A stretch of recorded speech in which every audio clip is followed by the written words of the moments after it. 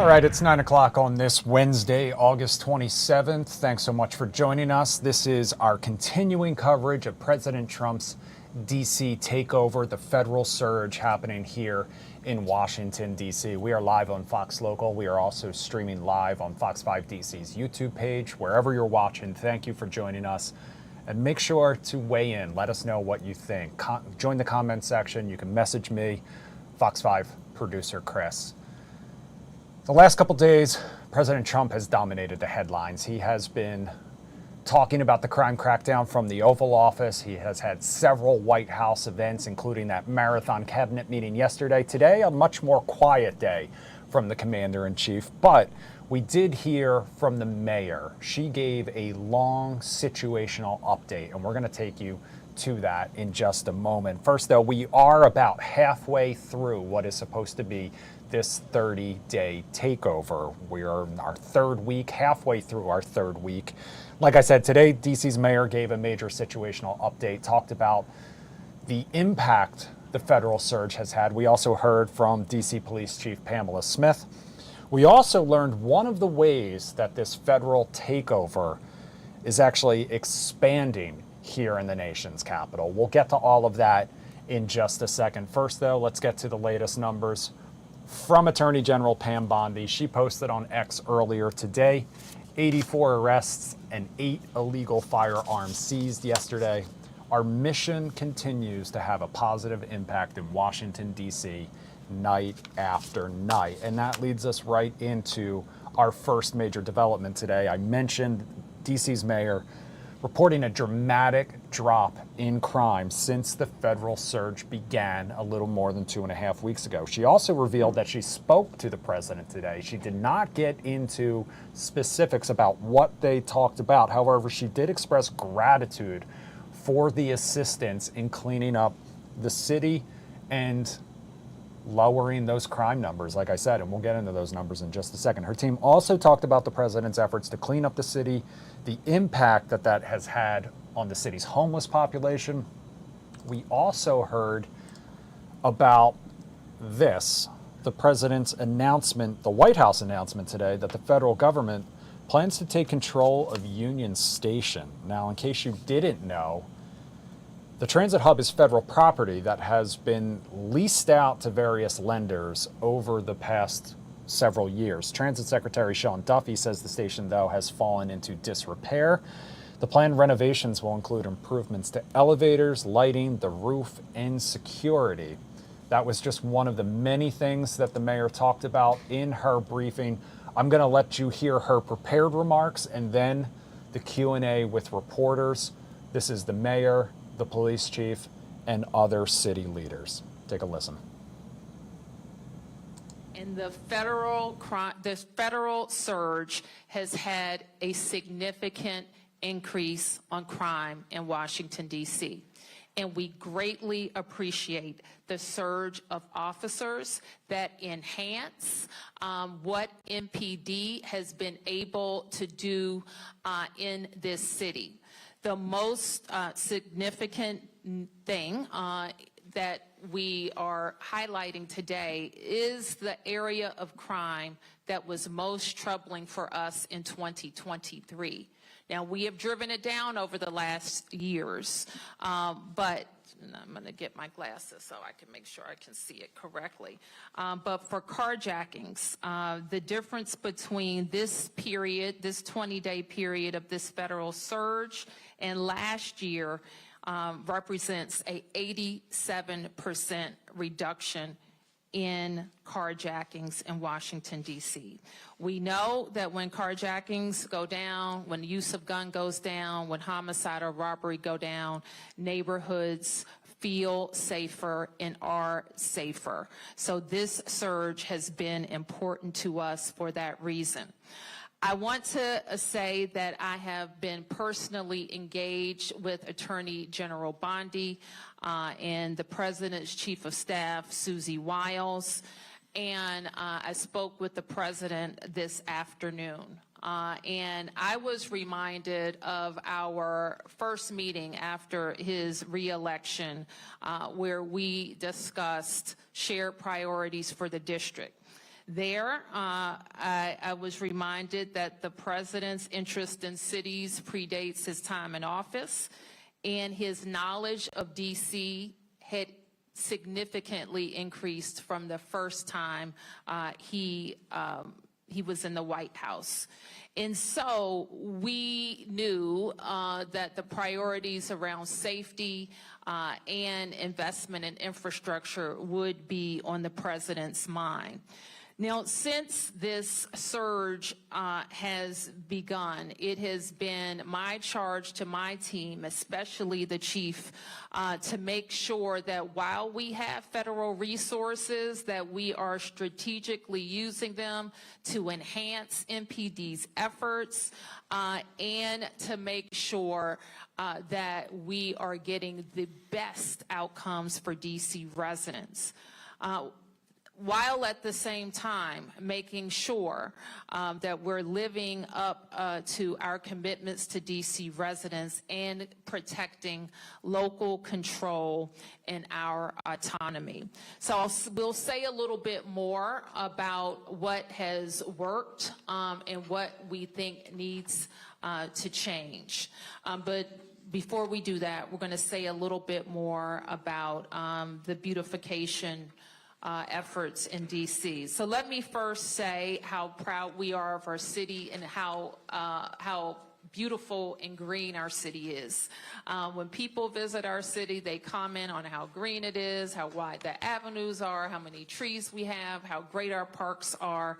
And it is an effort that we take great pride in as city officials. Our teams, of course, include DPW, DDOT, DGS, Parks and Rec, and our teams work with federal partners. The map you see, I think all of the red is federal parks, and like many things in Washington, there is a mix of local and federal responsibility, and the red spaces that you see are major federal parks as well as pocket parks throughout the district. The district over the last 10 years, I have had a significant effort on improving infrastructure, especially alleys, local streets, trees, lights throughout the district, and you can see the change over these last 10 years of roads that were in poor condition to roads that are now in good or excellent condition.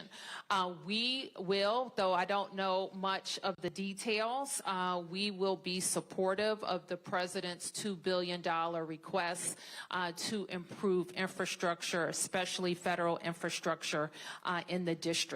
So I want to move on now to talk about homelessness and our efforts to help people who are experiencing homelessness, who are in encampments, or who are on the street.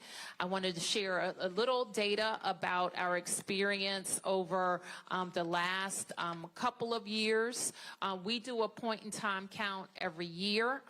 This point-in-time count showed that just over 5,000 people were experiencing homelessness in D.C. Most of those people are utilizing shelter. We achieved a decrease from 2024, which was our first major decrease in 3 years since the pandemic. We've seen an 18% decrease in family homelessness and 4.5% decrease among single adults. Now, sometimes people are surprised when I make this statement, but it is a fact. We have a relatively small encampment problem in D.C. It, however, is highly visible. And we spent a lot of time with our outreach staff at encampment sites trying to connect residents to services. It is among the most difficult human services issues of our time. Connecting people who are frequently have very significant mental health issues to services and getting them to voluntarily accept services. So you'll note that in January 23, this was the height, we think, of our encampment proliferation with 94 locations. By 2025, that was down to 74 locations. The number of people we believe were in those encampments at the height were 294 people, down to 128 people by July of 2025. So what we're doing now, there has been, and it is also our belief that our system can accommodate everybody inside. So this week, I think Thursday or Friday, we are going to do another census count of unsheltered people in DC. That will give us an accounting of if any tents remain, where those tents are, the number of residents living there, and the number of people who may not be in tents but are still on the street. We want to know where they are so that we can connect them to services and get them to come inside. So I just want to wrap up by talking a little bit about next steps. Firstly, in the next couple of days, I will issue a mayor's order that spells out how our Emergency Operations Center will continue to engage with the federal Clean and Safe and Beautiful Task Force and ensure that task force resources continue to be strategically deployed in the district. This is what we think in just a couple of weeks of experience has worked. Having more federal law enforcement officers on the street. We think having more stops that got to illegal guns has helped.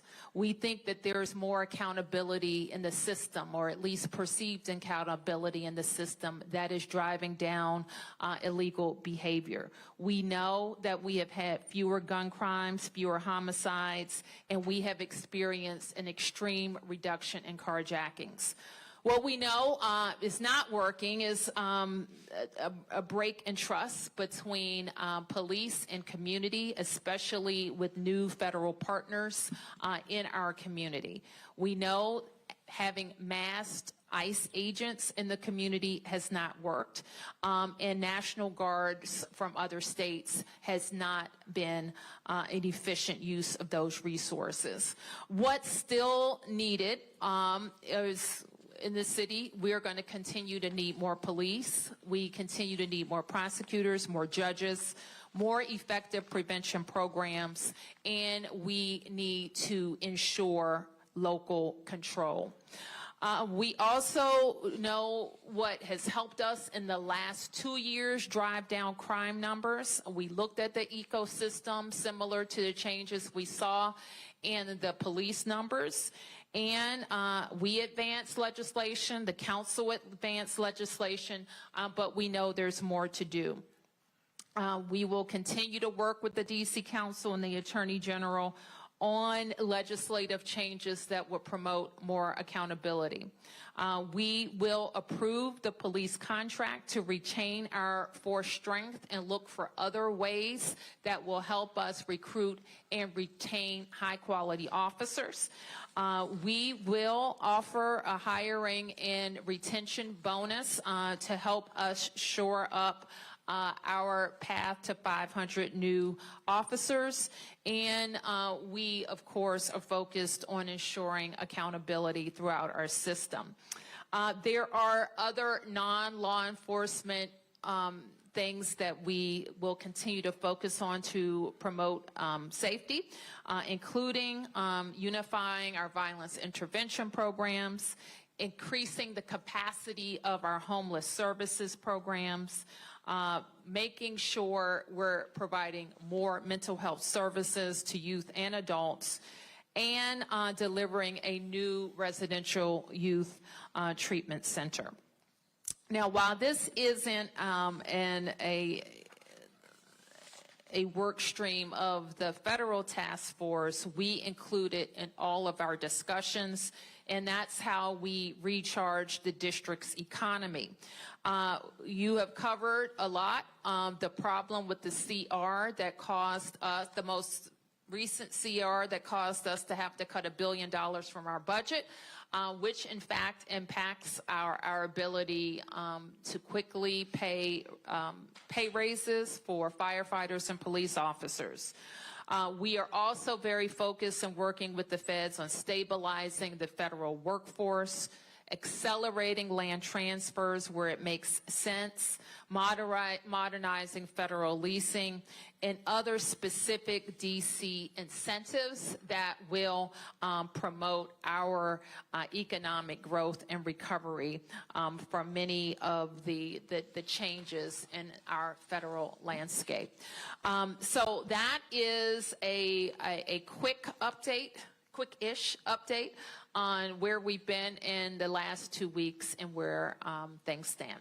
So with that, we'll be able to take a few questions. Let me get you, please. Thank you. Raphael with Channel 9. Yep. Mayor, it says that there have been 2 questions. There have been more than 1,500 arrests. Can we make the distinction between, or how are we quantifying between a federal arrest or an MPD arrest? And then another question for Chief Smith. Chief Smith, I think we made it clear that there's a trust that's been broken because some of the lines are being blurred when people on the street see MPD and federal agents responding maybe to the same scene. Perhaps to you it's clear who's doing what, but to the community it's not. How do you build that trust after the surge? So let me just answer the question on these data represent MPD and federal arrests, but maybe not all federal arrests. Okay? And Chief, you want to talk about Crest? Sure. Just a second question with regard to building community. We've come a long ways, I believe, here in the District of Columbia with police and community. We know that there is some work for us to do once the surge ends. We need to make sure that we are in our communities again. We're still there. We're still working with our community, and we're still creating, if you will, a space where we can have Q&A and answers with regards to our federal partners. We have worked with our federal partners. This is nothing new. We just have an enhanced presence, right? One of the things that I shared maybe a couple of weeks ago is that we have been specific in the locations where we would like for our federal partners to support us in with respect to those areas where we've seen a little bit of high crime, and we've placed them there in those locations with us to support those efforts. Yep. Right here. Mm-hmm. Good afternoon, Felicia Ashley, ABC7. In talking with Community and Interactions, the Joint Task Force just sent an update yesterday that MPD made a request to have Joint Task Force staffing at certain metro stations as relates to where school areas are at the start of school. Can you elaborate on what that partnership will look like and also your intention and hope behind that request as well? So with respect to the metro stations, I think that's really Metro Transit because I don't have oversight over the metro stations. With regard to having a federal task force available to us, when we do see surges and spikes in crime, it will certainly be helpful for us. We know that our federal partners work with us when we have various operations, or some folks like to call them takedowns around the city, very complementary in that space. And the expectation is that we will continue those efforts and hopefully have the opportunity when we want to conduct different operations or different surges, we can call upon them to be able to support us. Yep. I'll get you in a second. Yep. Madam Mayor, give thanks. In your conversations with the president, what assurance did you get that he would not attempt to go beyond the 30 days? That was not something that I discussed with the president, but with the Attorney General Bondi, and we will continue to work on how our Emergency Operations Center and the Federal Task Force can work together. Yep. Earlier this week, activists were out front of the D.C. courthouse during arraignments that lasted well into the night, about 100. My understanding is a good portion of them were no papered. I just wanted to get your thoughts around that, just seeing as though police are arresting people. Yep, that's a great question. We don't have any information around what the courts have done or what the U.S. Attorney has done. We just don't have that information available for this briefing, but I do think it's important to understand. Mayor? Yes. Could you respond to the plan by the federal government, the Department of Transportation, to take over the management of Union Station? Well, the federal government owns Union Station, and I think that I don't know the details of what will happen. If it's just about management, that I would consider that step one. If it's about what Union Station needs for its total transformation, that would be an amazing initiative for the federal government to take on. I have had a very early conversation when I visited the president during his most recent transition about Union Station and how that could represent a very significant and good investment for this region. Mayor? Yep. Hi, Tom Fitzgerald from Fox 5. We've seen some remarkable scenes from the people of Washington, D.C. over the last couple of weeks, reacting to the situation, dealing with the situation. The protest in front of the courthouse was mentioned. When you've looked around the district, what do you have to say about how the people of Washington have reacted over the last couple of weeks? I think D.C. residents are being, what I would expect from D.C. residents to be very focused on autonomy, local control, and their neighbors. So I think D.C. residents are very concerned about each other, and they're very concerned about their rights as Americans. So, yeah, I think D.C. residents are defending their city, they're promoting their city, and they are giving me ideas, talking to me, and trusting my judgment. Yep. Chief Smith, Randy Bass with DC News Now. Can you speak to any kind of hesitation that we might be seeing in the community when it comes to working with not only MPD, but working with federal law enforcement, creating that community connection, and any kind of hesitation when it comes to seeking out emergency services right now? Well, what I can say, with our communities, our team is still working. We're still doing community outreach. We're still having the programs and initiatives that we typically had prior to the surge.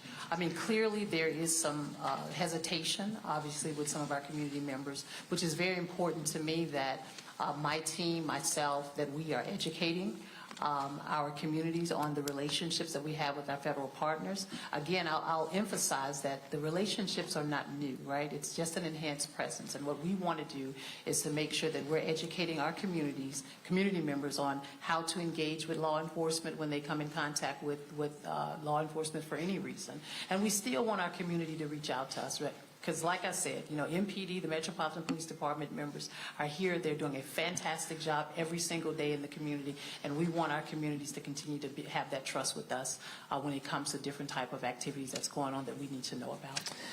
Now, if I could just add on to that, like, we don't know who's not calling, but we do know a lot of people are calling. And on that data sheet, which now I can't see, so. Yeah, so you'll notice on the data sheet it has calls for service, which in fact have increased during the surge. One of the things that we know about DC residents and visitors is that we're the fourth busiest 911 center in the country, right? While our population is not necessarily the fourth. So we encourage people to continue to call, continue to call or use 311.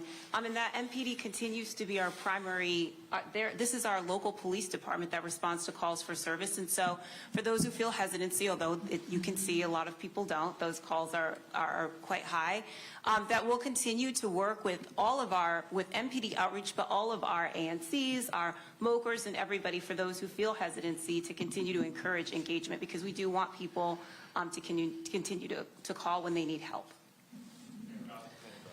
Let me go this way, and I'll come right over to you guys, okay? Yep. President Trump had said in prior days that he may look at a national emergency to keep the surge going, and then recently said that he doesn't think that is necessary. Do you think this is going to end after 30 days? And if it has been successful, do you want it to end after 30 days? What we want is local control of our public safety ecosystem, and that includes deployment of officers. And we want federal officers that work in coordination with us, DEA, ATF, FBI, who, as the chief just mentioned, work with us on major crime issues all the time, and our officers are familiar with working with them, and they have been helpful in the field. So do you think this is going to end after 30 days? I think we're going to have officers, and we want officers. We want to enhance our officer presence. And for the chief, the chairman of the Government Oversight Committee, Comer, sent a letter to you recently asking for all kinds of things, all kinds of records, and for transcribed interviews with 7 MPD commanders. Are you cooperating with that? How is that going? We will we have been cooperating, and we will continue to cooperate. Thank you. Yes, sir. Yep. For the mayor, could you say why you believe the Trump administration exerting greater control over Union Station would be a good thing? They own Union Station. It's owned by the Department of Transportation. And it will be a good thing because that station has suffered from needing, some say $12 billion, but let's call it at least $8 billion worth of investment in the renovation. And that is not something that the district will be able to support. It is an important regional asset. It's an important asset for the Eastern Seaboard. It's an important asset for the nation. So it is appropriate, in my view, for the federal government to make the necessary investments in the transformation of Union Station. Do you know whether or not they plan to make those investments? I don't. It's not in any current budgets, and it hasn't been for as long as I've been familiar with the plans. It has suffered from not being able to get the money that it needs for the renovation. Yep. Just Scott Gemmell with WTOP. 2 questions for the mayor. First, what can you share, if anything, about the president's conversation regarding city roads, medians, infrastructure? He's been critical of those. And secondarily, possibly for the chief as well, how could you all be sure that MPD officers wouldn't be making the arrests that you showed on that data screen without the federal surge? Say that. Can you give me that last question again? Sure. Just how could you be sure that MPD officers wouldn't have made all of the arrests that were illustrated on those charts without the federal law enforcement surge? Well, we know, and I'll turn to let me just turn to the chief about some additional deployments that could have been made. Let me put it this way. If there were 500 additional MPD officers, that same activity, arrests, and gun recovery would have likely been made. That's it? That's it. The infrastructure, roadway criticism. The infrastructure and roads. I think that it was a very high-level conversation, and I wouldn't say it's any different than what he's already said about roads, medians, and grass.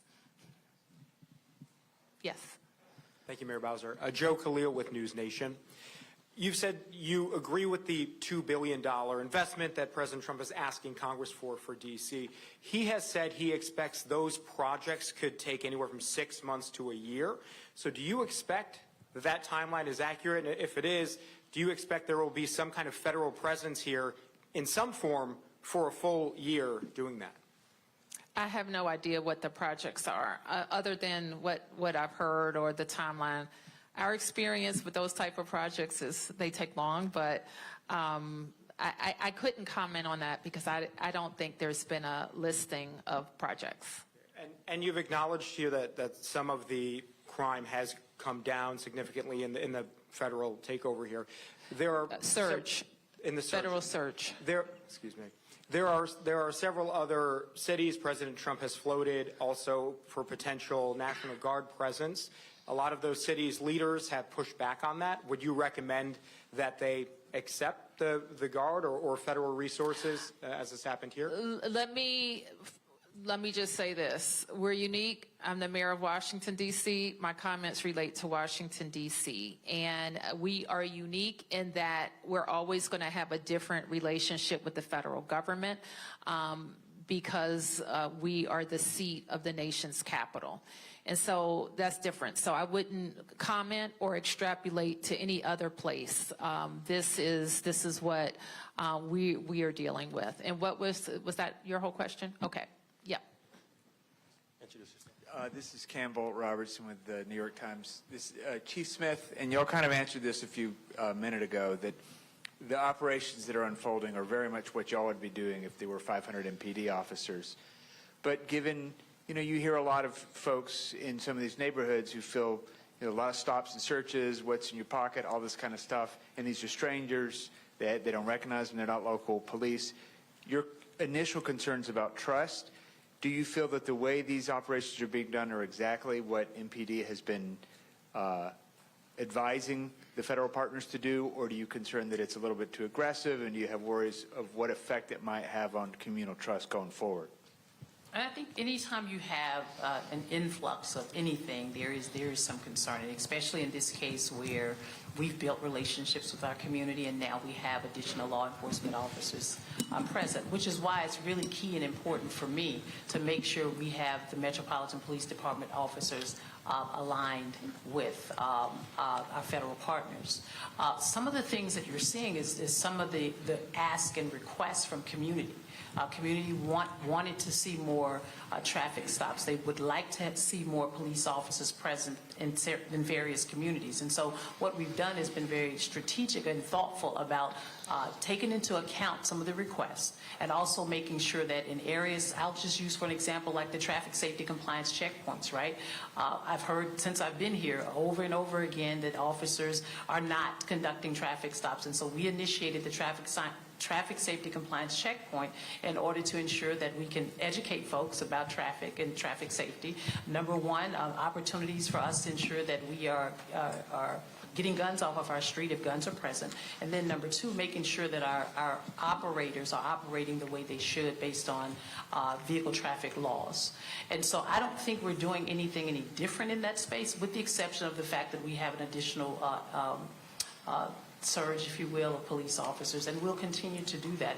If they're here, we will utilize our federal partners in spaces and places where we have heard from our community, and when we've looked at our own data and analysis in areas across the city where we know that we've had a certain spike in crime, and we'd like to see that reduced. And what you've seen over the last 2 weeks is the efforts with having an additional 500 or so officers supporting us in that area.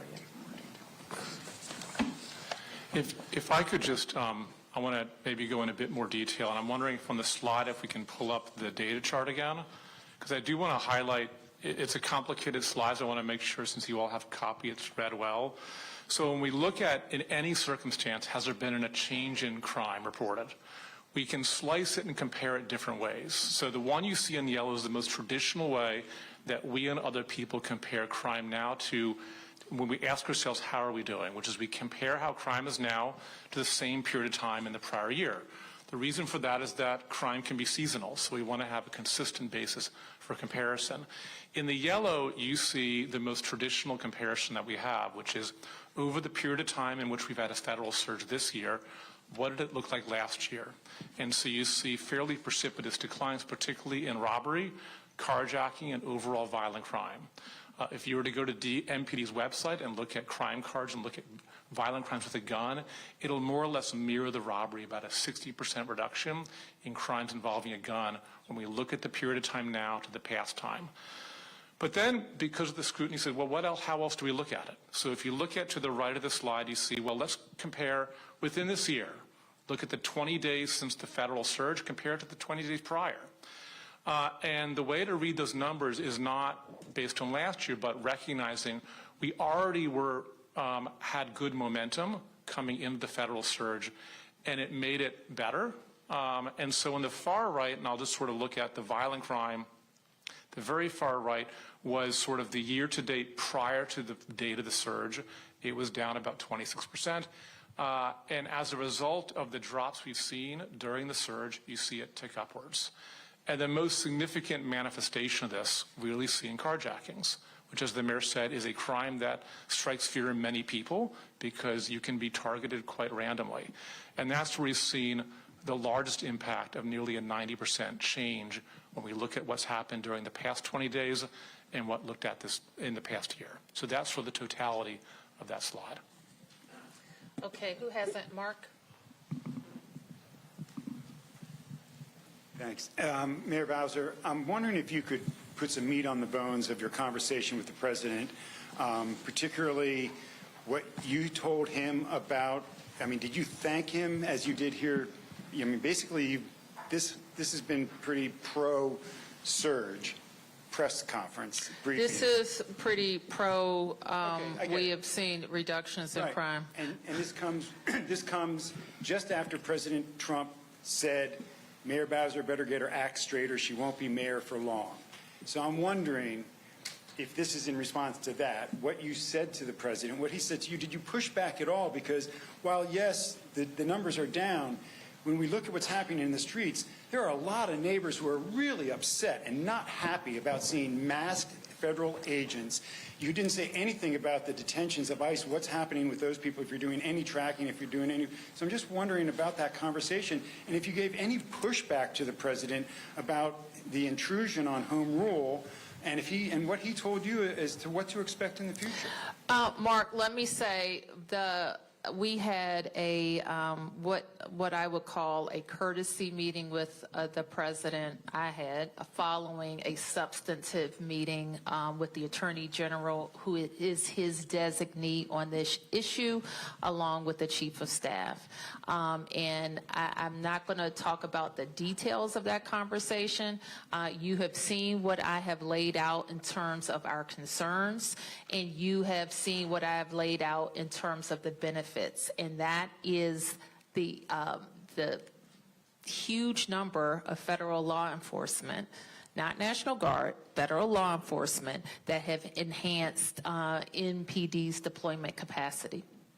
Did you push back about the masks at all with either the Attorney General or the President about these law enforcement agents not wearing name tags? Mark, I'm concerned about masks. And so while I'm not going to give you like a rundown of every word that was said in the meeting, you can be assured that the things that we are very concerned about, we are working on a resolution for. And what about the ICE detentions? You haven't said much about those at all. Do you have any numbers on that, on how many people have been detained? And are you tracking who those people are, what's happening to those people? We do not have any information on anybody who was detained by ICE, as far as I know. And I am concerned for sure because we think anything that we do and anything that we're going to ask the federal partners to do is focused on violent crime. I'm sorry, I don't know who's speaking. Okay. Okay. About the economic impact of those ICE detentions within covering families who are losing their homes, they are losing their jobs due to the fear, due to the immigration enforcement. What can you tell us? And what can you tell the Hispanic community and the immigrant community? Well, I'm devastated by people living in fear. I think you know very clearly how I feel about our nation needing comprehensive immigration reform, about the Congress establishing a pathway to citizenship for hardworking people who came to this country for a better life and who are not criminals, who are law-abiding.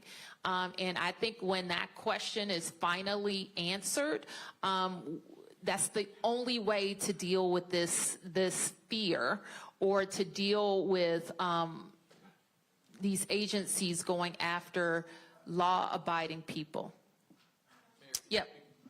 Thank you. Olivia George with the Washington Post. Two questions. First, for the mayor. Under the Home Rule Act, what specific requests have been made for MPD services by the federal government, and how have those requests been communicated? Oh, we wouldn't be able to enumerate them here, but we do have a way of kind of centralizing requests. And one for Chief Smith, related to what was just asked. In what capacity is MPD assisting ICE with immigration enforcement? Based on the president's executive order, we are supporting the ask of the Metropolitan Police Department to support our federal partners in this effort. Yep. Mayor, thank you. Josh Chapin at Channel 7. Unfortunately, we saw a murder this week. I know there were some people in the federal government that were counting days without homicide. It doesn't matter. Unfortunately, someone was taken. I'm just wondering, and maybe this is a better question for Chief Smith, but more officers going in, whether it's MPD officers or federal troops going into a place like Southeast or places where we've seen violence in recent weeks. Is that on the docket? Is that on the agenda to put more officers there? Well, talk about deployment, Chief. Yes, we do have officers deployed in all of our areas and within all 7 districts. The plan initially was to ensure that we looked at various locations around our city where we were seeing a spike in crime. And so you mentioned Southeast. We have officers assigned in Southeast within all of our districts as well. Is the National Guard, is it worth the National Guard going in there or directing them there? I don't know how that's even communicated. I don't know anything about how the National Guard is being deployed with respect to that. Okay, we'll be able to take it. Did you get one? Oh, okay, Martin. Hey, Mayor, how are you? Chief, I just wanted to go back to something you said about things that residents were asking for that their MPD is now doing, like traffic stops. But what we're hearing is that traffic stop, no resident said we want a traffic stop followed by a guy asking you for your papers. So how do you balance what you say is a proper use of a strategic use of MPD resources and what people are perceiving as things that are infringing upon their rights in a pretty dramatic way, specifically targeting a community that is now telling us that they don't want to call MPD because they're afraid that if they call MPD, ICE is coming with them. And I do understand the concerns. I've had many conversations with many residents here in the city and community members. However, I also have heard from members who want us to enhance our presence in communities. And clearly, what I will say about the members of the Metropolitan Police Department, it is a responsibility of every member to ensure that we're showing up in our communities as we have been prior to our federal partners or the surge. And the expectation is that they will continue to do that.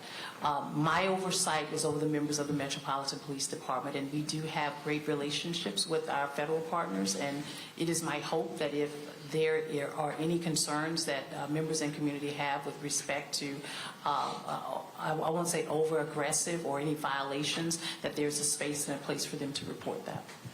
And just to follow up on that one, I mean, there's already plenty of things that happened this week regarding more things that the president wants to do with the district. One thing he said in this executive order is that the Attorney General is now empowered to ask MPD to change its general orders the way that police officers are told to operate. Now, MPD doesn't have to say yes, but requests can be made. When would you push back? Mayor Bowser, when would you push back, and what type of request would you push back on? Would you What if the Attorney General said, listen, I want you to loosen standards on uses of force. I want you to allow more pursuits using vehicles. I want to get rid of body cameras. Like, how far is too far? I think all of those things you mentioned seem kind of too far, but that hasn't happened. Nothing has happened in that regard. The requests have to be made to me, and I would work with MPD on reviewing of requests. Yes.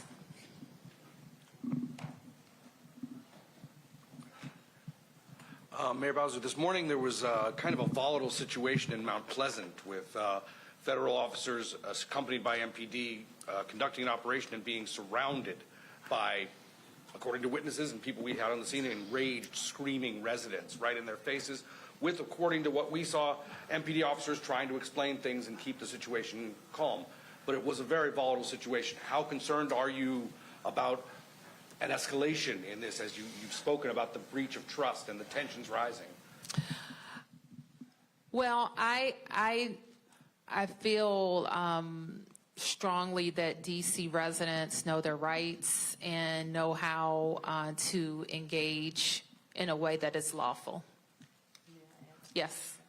So this morning's incident that you referenced was our criminal apprehension unit, which oftentimes throughout the course of a week will execute arrest warrants or search warrants. And in this particular case, they were doing what they would typically do any other day. And while they were there, we had about a significant number of protesters to come out in the neighborhood. We were able to maintain calm. The numbers decreased. I think when I say numbers, the numbers of protesters decreased, and we were able to affect the efforts that we were intended to affect during that time period. Okay, yes, I'm going to take a couple more. 1, 2, 3, 4. 1, 2, 3, 4. Okay, 5. All right. Hi, thank you. Fabiana Rincon with El Tiempo Latino. This might be also for Chief Smith as well. Given the confirmed priorities of collaboration between the MPD and federal officers, can you provide an update on DC's status as a sanctuary city? The council, the law is in place. There's been no change to the law. If you're referring to the sanctuary values, there's been no change. And on Chief Smith's order, with collaborations between federal officers, especially with suspects outside of custody, does that impact the execution of the council order mentioned? So when you say suspects outside of? Or collaboration with providing information and even transportation of those outside of custody? We're still doing that. Yep. Mayor, the D.C. Police Union supports this federal surge. They have been relentless in saying that the police force will be in a free fall, their word, until the Police Reform Act is repealed by the D.C. City Council. They believe that police officers don't want to come work here because of what the council did. What's your opinion on that? We're looking at a number of pieces of legislation to see what should be tweaked or replaced. And I am committed to working with the council if they are interested to make any changes. Yep. Madam Mayor and Chief Smith, if you could possibly both answer this. What is your response to the House Oversight Committee now investigating the alleged manipulation of D.C. crime statistics? Do you have an opinion on them doing that and why they're doing it? And can you tell us the status of your own investigation into that? I would only add what the chief has added about the earlier question. We'll answer any questions that are posed to us, and we don't have any update at this time on the internal investigation. Yep. Anne-Marie Kucha with Street Sense Media. Can you give a little bit of your reasoning behind doing the emergency count? Is there a concern that people have been arrested or have moved out of the district in large numbers, people experiencing homelessness? I think our concern is that people have moved around the district. We think, I think the number I reported was that we think that, well, we know that about 81 more people have come into shelter. We don't necessarily know where they came from. They could have come from encampments. So we think that people have moved around. And will the results of that be shared with the federal government? And is there any concern that they could use that to then target homeless encampments? We don't expect that we're going to have homeless encampments, and we are going to work to make sure that people can come into shelter. If I could just add, some of the purpose of doing the point in time count again is there's been anecdotal conversation, anecdotal stories about people believing that there are changes, and there may be changes. And those anecdotal stories are anything from encampments. Have they moved from downtown core to neighborhoods? Are there fewer of them? Have more people taken shelter? So it's an attempt to cut through the anecdote and really get a sense of, given we're 20 days into a focus on homelessness in addition to crime, and quite frankly that the city has made available additional shelter capacity, what does the numbers really sort of see at that? We're not collecting names for those who haven't done a point in time count. There's no names collected. It is really just individuals identifying those who are unsheltered, or are homeless on a particular given night. Are you still going to be doing the full demographic survey or just counting? Just counting. Okay. 1, 2, 3, 4. You have the final question, okay? Yep. Hey, Mayor Bowser. Hi. Liz O'Gora, Kilrag. We're hearing from a lot of residents fears that are described ranging from tension to a sinister feeling like a horror movie, whereas you can hear the music, something bad's about to happen. What do you say to those residents who are having these feelings even as they try to go about their normal lives during this federal surge? I'm not sure I'm qualified to answer that question because I know there's a lot of anxiety. There's tremendous anxiety in the district. When I look and I see residents putting things on social media or neighborhood chats, I know that there is a lot of anxiety. There's a lot of anxiety with kids going back to school, with writing. So I know that there is a lot of anxiety, but I also know there's a lot of anxiety in our nation. It's anxiety over people being able to pay the bills or pay their electricity bill, or, I looked at what I spent last year on school supplies versus what I spent this year. So there's a lot of anxiety, and what I've told everybody is that we all have a role to play. Your role or that of my constituents is different than the role I have to play, but we all have to play our role in advancing and protecting our democracy. Yep. Beatrice Peterson, ABC News. Mayor Bowser, I was wondering if you could talk a little bit about an estimate about how much this federal surge is costing. Is MPD doing overtime? Is there support from local agencies? How much money is being spent? MPD always does overtime, and so I don't know that we're going to have a distinction with this surge or not as it relates to MPD overtime. One benefit of the IMTM setting up the Operations Center, and I didn't get a chance to introduce Clint Osborne earlier, who leads DCH-SEMA, but HSEMA acts as our incident command for this new structure. And we are able to track expenses. Yes. Mayor Bowser, I'm Arthur Delaney with HuffPost. You mentioned a conversation with the Attorney General Pam Bondi about the 30-day time period. Are you expecting them to let this run its course at that time? Could you expand on that conversation at all? This is what I know, and I can't speak for them, but we will be prepared to take advantage of additional federal officers, to focus on the beautification, to support the federal task force when that time period expires. We will be prepared as a city. Mayor, nice to meet you. My name is Carlos, Univision. Hi, Carlos. What is your message to nervous Hispanic workers?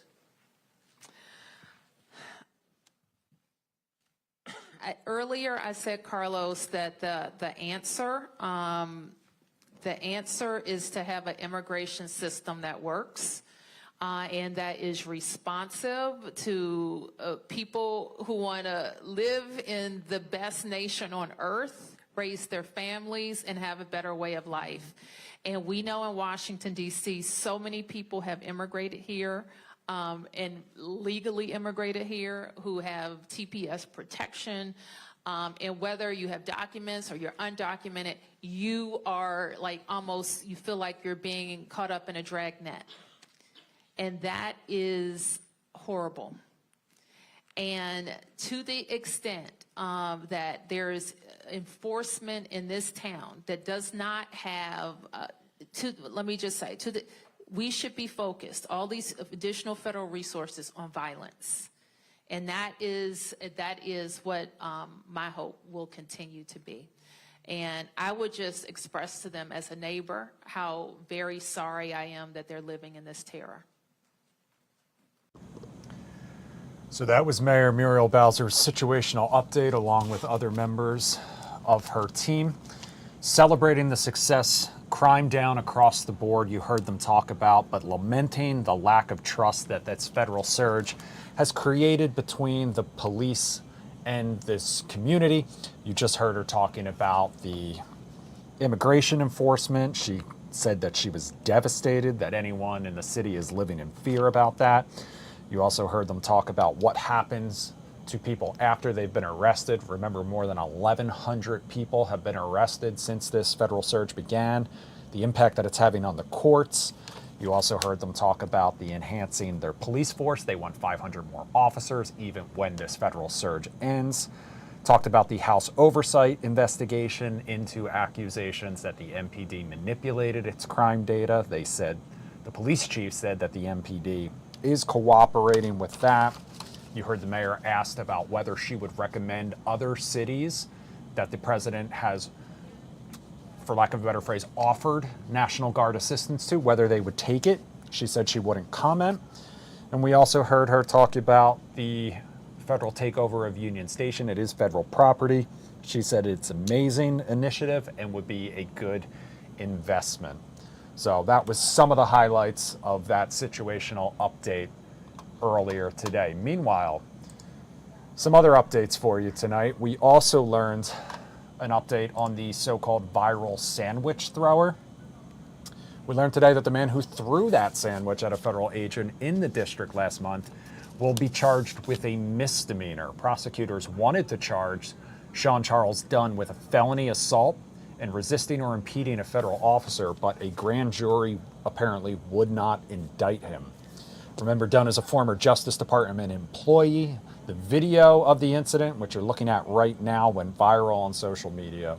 It has become sort of a rallying cry across the city. There has been graffiti that kind of celebrates this moment. Because this is now a misdemeanor charge, though, it does not have to go to a grand jury. So that is our major updates from this Wednesday, August 27th, regarding President Trump's takeover of the DC police force, this federal surge that we have been talking about for the last 2.5 weeks. Coming up tonight on Fox 5 at 10 and 11, we'll have more highlights from today's situational update. Also, Fox 5's Josh Rosenthal has more on Terry McLaurin's contract extension with the Washington Commanders. And don't forget, for all the Fox local viewers out there, the first episode of NFC Beast with Chad Ricardo and some of the other teams in the division of the NFC East is now streaming on Fox Local. You can find that on demand. We'll see you back here tomorrow night with all of the latest on the federal takeover. Right now, we're going to take you to Live Now in Progress with the latest on that shooting in Minneapolis, that mass shooting in Minneapolis, a vigil happening tonight, new details about the suspected gunman. I'm producer Chris. Have a great night. We'll see you tomorrow.